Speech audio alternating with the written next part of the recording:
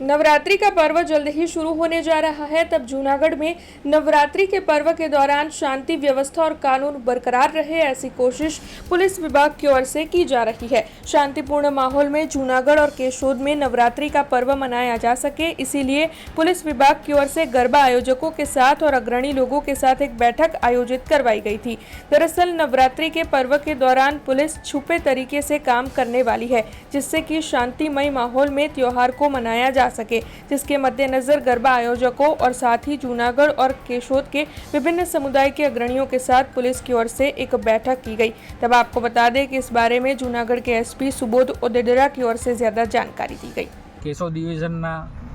केशोद माणावदर और बांटवा गामना जे मुख्य आगामी नवरात्रि तहेवार अनुलक्षीने जे कोमर्शियल गरबा तेमज समाजना गरबाना जे मोटा मोटा आयोजको छे एमनी एक मीटिंग लेवामां आवेली हती केशोद कचेरी खाते, जेमां तमामने खास सूचना आपेली छे कि सरकारश्रीना नियम मुजब અને સમય મર્યાદામાં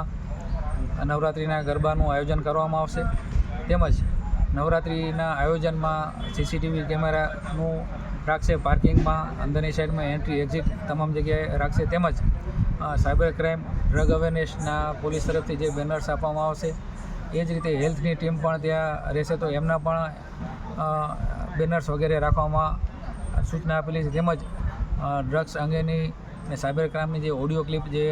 પોલીસ વિભાગ તરફથી આપવામાં આવશે તેનો પણ ખાસ કરીને જ્યારે બ્રેક હોય ત્યારે એનો ઉપયોગ કરવા માટેની સૂચના આપવામાં આવેલી છે। એ જ રીતે રાત્રિ દરમિયાન સતત પોલીસનું પણ પેટ્રોલિંગ રહેશે અને નાના મોટા કોઈ પણ ઇસ્યુ ઊભા થાય તો તાત્કાલિક પોલીસનો સંપર્ક કરે તેની પણ અપીલ કરવામાં આવી છે। અને જે સરકારશ્રીની સમય મર્યાદામાં અને કાયદાનું પાલન થાય અને સારી રીતે ધાર્મિકતાથી આયોજન થાય અને લોકો પણ પોતાના નવરાત્રિનો જે માતાજીની આરાધના કરવાનો સમય છે એ સારી રીતે કરી શકે એના માટેની એક મિટિંગ બોલાવવામાં આવી હતી અને તમામ આયોજકો છે એ લોકોએ પણ પોલીસને પૂરતી ખાતરી અને સહકાર આપવાની પૂરી ખાતરી આપેલી છે, જે અંગેની આજની મિટિંગ લેવામાં આવી છે। हमसे जुड़े रहने के लिए हमारे YouTube चैनल को सब्सक्राइब करें और नई वीडियो की नोटिफिकेशन के लिए बेल आइकॉन को दबाएं।